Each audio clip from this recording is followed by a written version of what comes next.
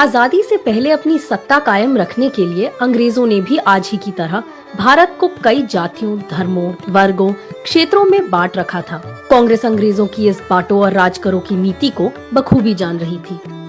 इसलिए कांग्रेस ने महसूस किया कि अगर भारतीयों को जल्द ही एकता के सूत्र में नहीं पिरोया गया तो आजादी की लड़ाई कमजोर पड़ सकती है।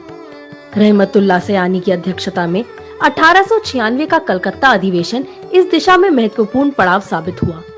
इसी अधिवेशन में पहली बार बंकिम चंद्र चट्टोपाध्याय द्वारा लिखे गए वंदे मातरम को अपनी आवाज देकर गुरुदेव रविंद्रनाथ टैगोर ने आजादी की लड़ाई में जोश भर दिया। वंदे मातरम से माता की वंदना करने का अर्थ निकलता है और उस दौर में भारत माता की आजादी और वंदना ही हर भारतवासी का लक्ष्य बना हुआ था।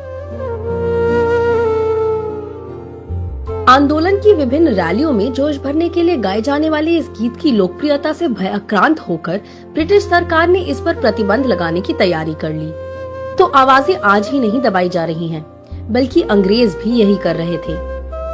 इसके बाद तो न केवल 1896 बल्कि कांग्रेस के अलग अलग अधिवेशनों में वंदे मातरम की गूंज सुनाई देने लगी। ये गूंज ब्रिटिश हुकूमत की नींव को हिला रही थी, क्योंकि लाला लाजपत राय की पत्रिका का नाम वंदे मातरम। आजादी की बलिवेदी पर चढ़ने वाले शहीद क्रांतिकारियों के आखिरी शब्द वंदे मातरम।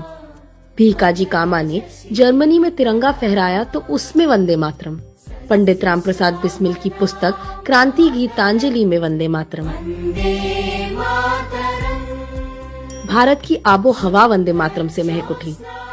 यही कारण है कि आगे चलकर 1937 में पंडित नेहरू, मौलाना आजाद, सुभाष चंद्र बोस, रविंद्रनाथ टैगोर और आचार्य देव की कमेटी ने वंदे मातरम को राष्ट्रगीत के रूप में गाने का निर्णय लिया।